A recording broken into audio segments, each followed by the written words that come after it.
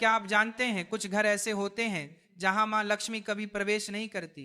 हाँ, कुछ छोटी छोटी गलतियां ऐसी होती हैं जो लक्ष्मी जी को घर से दूर कर देती हैं, और जब वो घर छोड़ देती हैं तो वहां बसता है दुहक, दर्द और दरिद्रता का साया। आज हम जानेंगे वो कौन से काम हैं जो मां लक्ष्मी को नाराज कर देते हैं, और कैसे एक स्त्री के कर्म तय करते हैं कि घर में सुख रहेगा या गरीबी। ही पुराने समय की बात है। एक छोटे से गांव में कुछ ही घर थे। चारों ओर खेत, कच्ची गलियां और मिट्टी की महक। गांव के बीचों बीच घर था सेठ रामदयाल का। रामदयाल कोई बहुत बहुत बड़ा जमींदार नहीं था, लेकिन मेहनती और ईमानदार आदमी था। गांव में सब उसे इज्जत से सेठ जी कहते थे। उसका अनाज का छोटा सा व्यापार था जो धीरे धीरे चल निकला था। सुबह सूरज निकलते ही वह काम पर निकल पड़ता, और शाम को थक कर घर लौटता तो उसकी पत्नी सुशीलाबाई उसे दरवाजे पर मुस्कान के साथ स्वागत करती। सुशीलाबाई बहुत ही शांत और संयमी स्त्री थी। चेहरे पर हमेशा सादगी झलकती थी। माथे पर छोटी सी बिंदी, साड़ी का पल्लू सर पर। वो मानती थी कि घर की असली शोभा उसके सोने चांदी से नहीं बल्कि सफाई और सच्चे मन से होती है। हर सुबह सूरज से पहले उठकर वो आंगन बुहारती, तुलसी पर जल चढ़ाती और फिर चूल्हे में फैला दिया जलाती। उसकी यही दिनचर्या थी। सादगी में भक्ति, भक्ति में अनुशासन। गांव की औरतें अक्सर कहती, सेठानी के घर में तो मां लक्ष्मी खुद रहती हैं।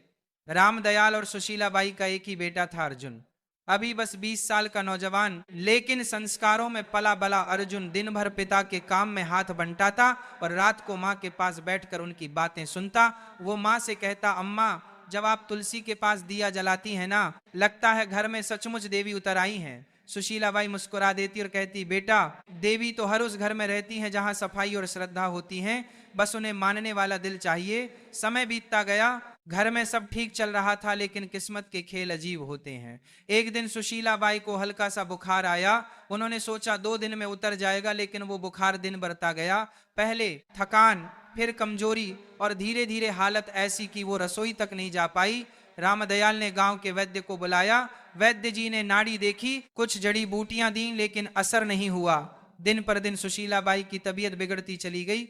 घर का माहौल जो पहले हंसी और पूजा की ध्वनि से भरा रहता था, अब सन्नाटे से घिरने लगा। रामदयाल अक्सर रात को आंगन में बैठकर सोचता, क्यों अचानक ये सब हो गया। कहीं मेरी कमाई में कोई गलती तो नहीं, या हमने किसी का मन दुखाया हो। वो ऊपर आसमान की तरफ देखता और मन ही मन मां लक्ष्मी से कहता, मां, जो भी भूल हुई हो क्षमा करना। लेकिन जवाब में बस हवा की धीमी सरसराहट सुनाई देती। अर्जुन हर पल मां के पास रहता, उनके लिए काढ़ा बनाता, सिर दबाता, और धीरे धीरे यह समझने लगा कि घर की नींव मां ही होती है। सुशीलाबाई के बीमार पड़ते ही घर का सारा क्रम बदल गया था। जो रसोई हमेशा चमकती थी, अब वैसी नहीं रही। सफाई में ढिलाई आने लगी। पूजा भी कभी होती कभी नहीं। धीरे धीरे वो पवित्रता जो घर की पहचान थी, जैसे फीकी पड़ गई।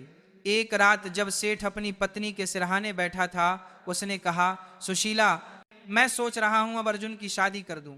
सुशीलाबाई ने धीरे से आंखें खोली। इतनी जल्दी? अभी तो वो बच्चा है। रामदयाल ने कहा, अब वो बच्चा नहीं रहा।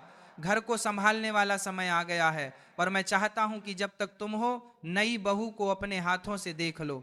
यह कहते कहते उसकी आवाज भारी हो गई। सुशीलाबाई ने कुछ पल सोचा, फिर बोली, अगर तुम्हें लगता है कि यही सही है तो कर दो। अगले ही दिन उसने तय कर लिया कि वो अपने बेटे के लिए एक सच्चरित्र और संस्कारी लड़की ढूंढेगा, जो घर को फिर से वैसे ही सजा दे जैसे उसकी पत्नी ने किया था। गांव में खबर फैल गई कि सेठ रामदयाल अपने बेटे अर्जुन के लिए बहू ढूंढ रहे हैं। चौपालों पर बैठे बुजुर्ग हों या कुएं पर बातें करती औरतें, सबके बीच यही बात घूम रही थी। कोई कहता, सेठ जी को बड़े खानदान की बहू चाहिए होगी, तो कोई जवाब देता नहीं, वो तो सादगी और संस्कारों वाले घर की लड़की ही पसंद करेंगे। धीरे धीरे यह बात पूरे इलाके में फैल गई। हर कोई जानता था कि सेठ रामदयाल अपने बेटे की गृहस्थी बसाने की तैयारी कर रहे हैं। रिश्तों की चर्चा शुरू हुई तो आसपास के गांवों से लोग सुझाव देने आने लगे। हर कोई अपने घर की बेटी की तारीफ करता। सेठ सबकी बातें सुनता, लेकिन हर बार उसके मन में एक ही बात घूमती, सौंदर्य या अमीरी से घर नहीं चलता, घर तो संस्कारों और संयम से बनता है। उसी दौरान उसका पुराना परिचित गोविंद जी मिलने आया। उसने कहा, सेठ जी, मेरे रिश्तेदार के घर एक लड़की है, नाम राधा, सीधी सादी, घर संभालने वाली और बड़ों का आदर करने वाली। मुझे लगता है वो आपके घर के लायक हैं। सेठ ने कहा, अच्छा, मैं जाकर देख आता हूं। अगले दिन सुबह वह अकेले ही निकल पड़ा। पहले के जमाने में पिता ही जाकर लड़की देखा करते थे। दोपहर तक सेठ उसे गांव पहुंचा जहां राधा का घर था। घर सादा था, आंगन साफ और वातावरण में सादगी थी। राधा के पिता ने आदर से स्वागत किया। बातचीत के दौरान राधा पानी लेकर आई। सिर झुकाए शांत और संस्कारी सेठ ने मन ही मन कहा, यही है वह लड़की जिसने घर बसाने की समझ है। उसी दिन सेठ ने वहीं पर रिश्ता पक्का कर दिया और कहा, अब बस शुभ दिन निकालिए, मैं अपनी बहू जल्दी घर लाऊंगा। घर लौटकर उसने सुशीला बाई से कहा, मैंने लड़की देख ली, नाम राधा है, स्वभाव बहुत अच्छा है, सूरत में सादगी है, आंखों में आदर झलकता है। सुशीला बाई ने शांत स्वर में कहा, अगर तुम्हें मन से ठीक लगी है तो वही सही, लड़की वही अच्छी जो घर को अपनाए। सेठ ने सिर हिलाया, मन को सुकून मिला है, लगता है अब घर फिर से बस जाएगा। कुछ ही दिनों में रिश्ता तय हो गया। शुभ मुहूर्त निकला और दोनों घरों में खुशी की लहर दौड़ गई। समय बीता और शादी का दिन आ गया। सादगी से मगर पूरे रीति रिवाज के साथ विवाह हुआ। राधा अब सेठ रामदयाल के घर की बहू बन चुकी थी। शादी को कुछ हफ्ते बीत चुके थे। घर में नई रौनक थी, सब कुछ जैसे फिर से जीवंत हो उठा था। राधा सुबह जल्दी उठती, आंगन में जल छिड़कती, तुलसी को प्रणाम करती और रसोई में मां अन्नपूर्णा का भोग तैयार करती। सुशीला बाई के चेहरे पर सुकून था। उन्हें लगता था जैसे घर में मां लक्ष्मी खुद आकर बस गई हो। लेकिन जैसे जैसे दिन बीते राधा की आदतें बदलने लगी। वो अब सुबह देर तक सोने लगी और कुछ ही दिनों में आंगन की सफाई का समय बदल गया।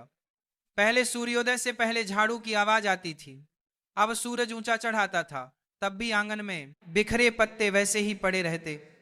एक सुबह सुशीला बाई तुलसी पर जल चढ़ाने निकली तो देखा कि झाड़ू कोने में पड़ी है और राधा अभी तक नहीं उठी।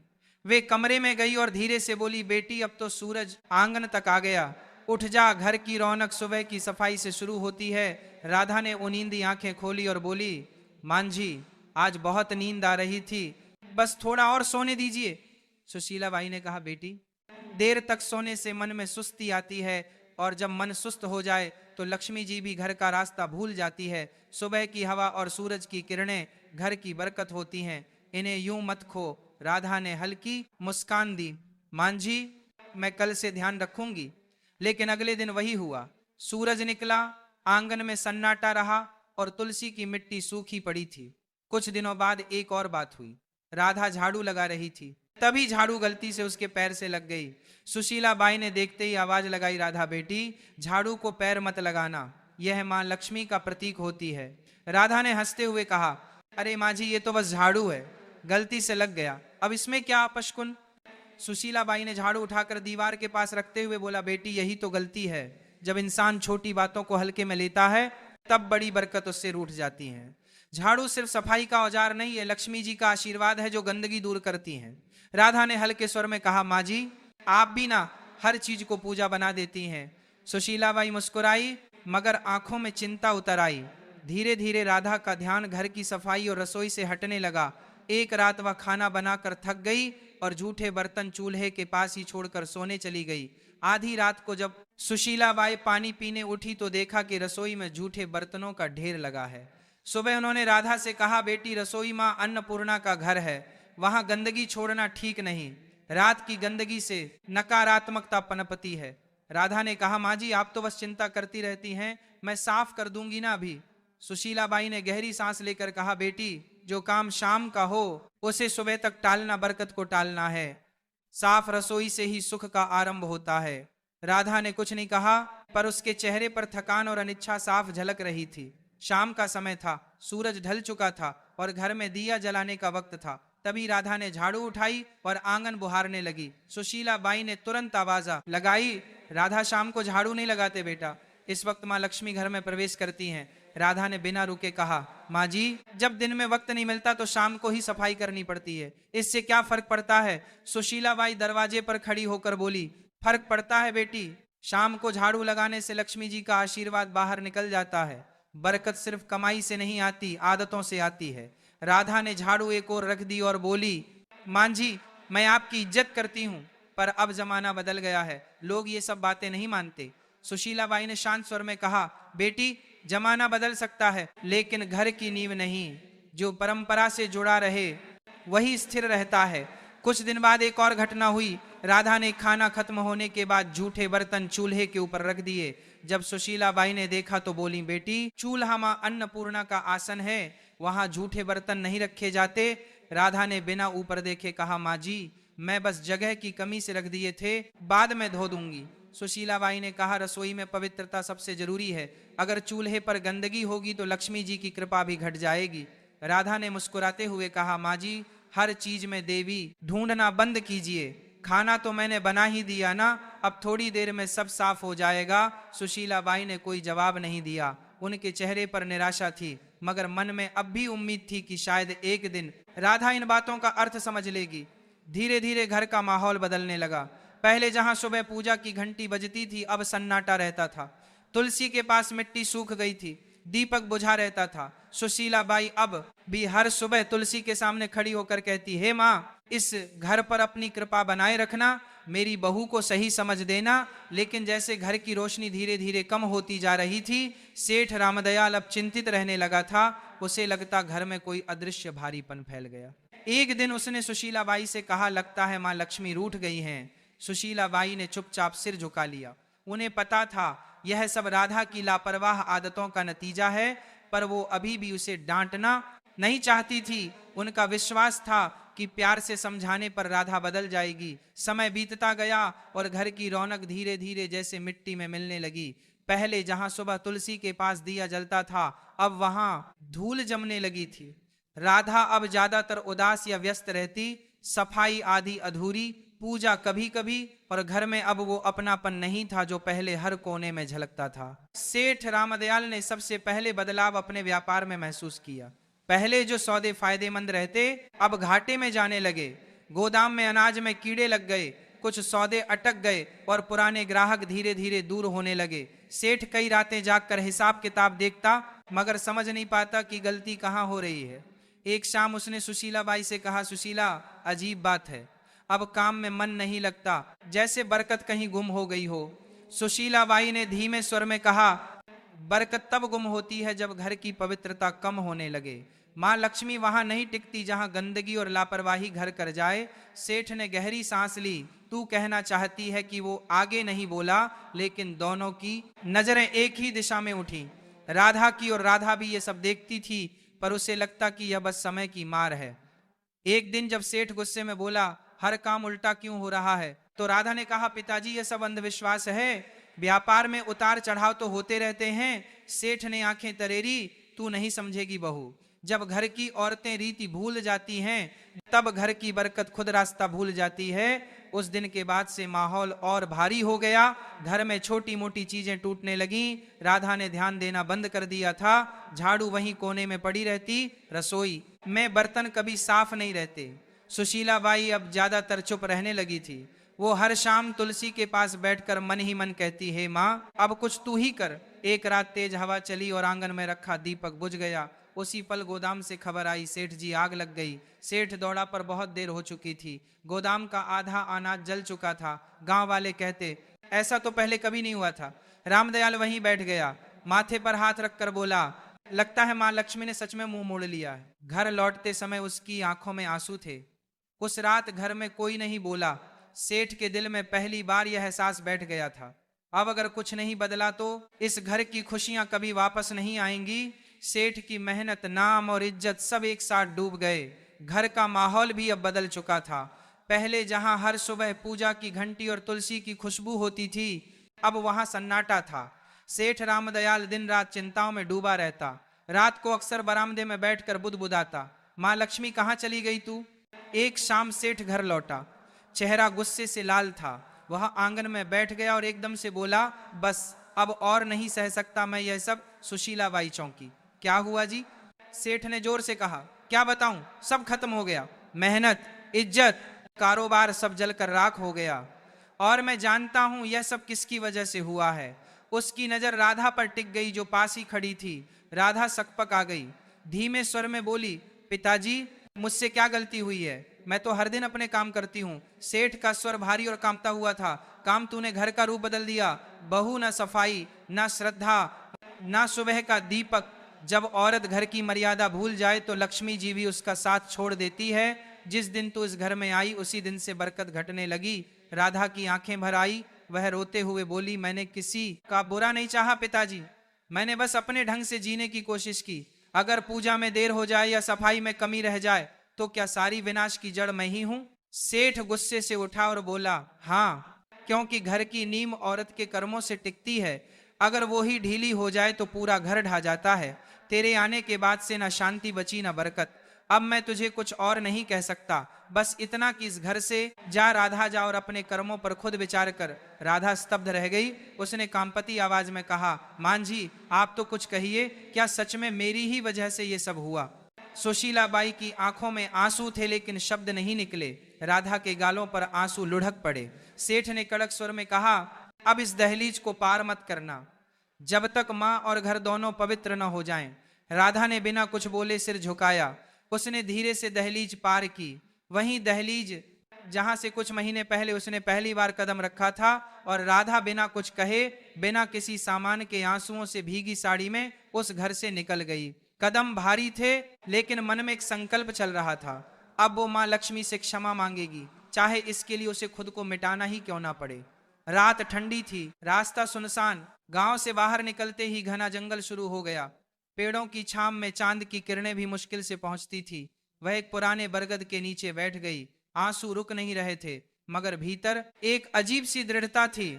उसने हाथ जोड़कर कहा, माँ, जब तक आप दर्शन नहीं देंगी मैं ना अन्न ग्रहण करूंगी ना जल। रात बीती, दिन निकला, भूख ने शरीर तोड़ दिया, पर उसका मन और मजबूत होता गया। तीसरे दिन जब सूरज ढलने को आया तो चारों ओर अचानक हल्की रोशनी फैलने लगी। राधा ने आंखें खोली, सामने सुनहरी आभा थी और उस आभा से निकला एक दिव्य स्वर। राधा कांपते हुए उठी, माँ लक्ष्मी, क्या सच में आप मेरे सामने हैं? माँ लक्ष्मी मुस्कुराई, उनका चेहरा प्रकाश से भरा था। हाँ बेटी, मैं आई हूँ, तेरा आह्वान सच्चा था, तेरी पश्चाताप ने मुझे यहाँ खींच लाया, पर बता तू दुखी क्यों है? राधा जमीन पर झुक गई, आंसुओं से भरे स्वर में बोली, माँ, मुझसे बहुत गलती हुई, मैंने आपकी परंपराओं को अनदेखा किया, सासू जी की बातों को पुरानी मान्यता समझा और अब मेरे कारण सब नष्ट हो गया। कृपा कर बताइए माँ, आखिर मैंने कौन कौन सी भूल की? माँ लक्ष्मी का स्वर मधुर था लेकिन गंभीर। बेटी सुन, जब कोई स्त्री इन गलतियों को करती है तब मैं स्वयं उसे घर से दूर चली जाती हूँ। फिर उन्होंने अपनी उजली हथेली उठाई और एक एक करके बताया। पहली गलती उन्होंने कहा, जब कोई स्त्री झाड़ू को पैर से लगाती है तो वह माँ लक्ष्मी का अपमान करती है, क्योंकि झाड़ू ही स्वच्छता और समृद्धि का प्रतीक है। दूसरी गलती, जब जूठे बर्तन चूल्हे पर रखे जाते हैं तो अन्न की देवी माँ अन्नपूर्णा नाराज होती हैं। जहां अपवित्रता रहती है वहां मैं प्रवेश नहीं करती। तीसरी गलती, जब दहलीज पर बैठकर भोजन किया जाता है तो वह स्थान जो स्वागत और आशीर्वाद का होता है अशुद्ध हो जाता है, मैं दहलीज से लौट जाती हूँ। चौथी गलती, जब शाम के समय झाड़ू लगाया जाता है तो वह मेरे आगमन के समय मुझको ही घर से बाहर निकाल देता है।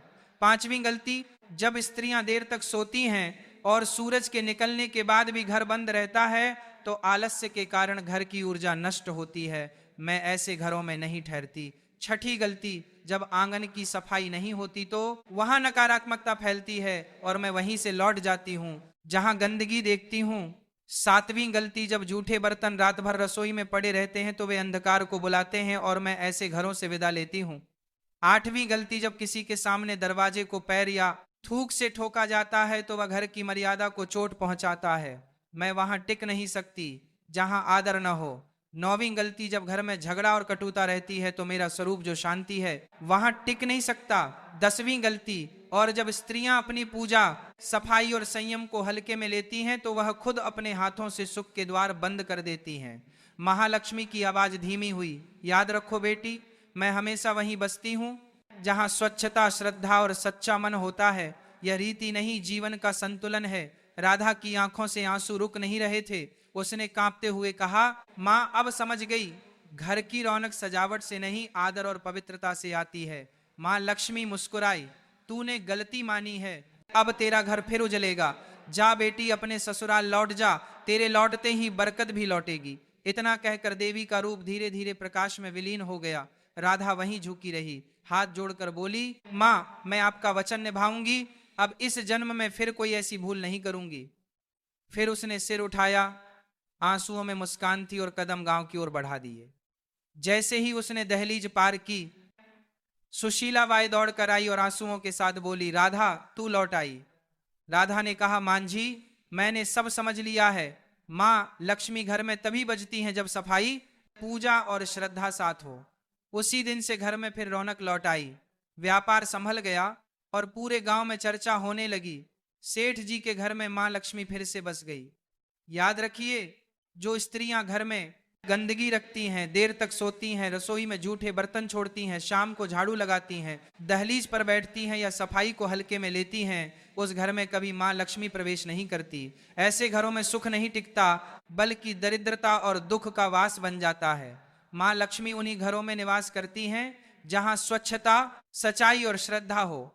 अगर आप चाहते हैं कि आपके घर में मां लक्ष्मी की कृपा सदा बनी रहे तो इन 10 गलतियों को आज से ही छोड़ दीजिए और अपने घर को पवित्र रखिए।